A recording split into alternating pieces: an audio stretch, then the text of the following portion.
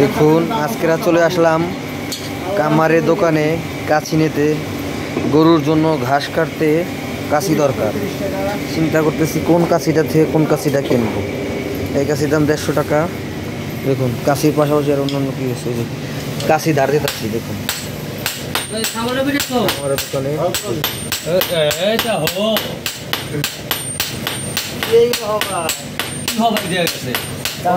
কাছি ধার দিতে নিয়ে আসলাম কামারের দোকানে।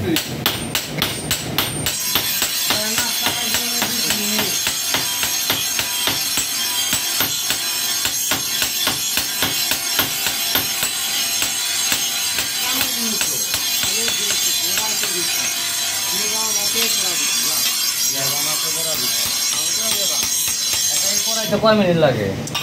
আরে ভাই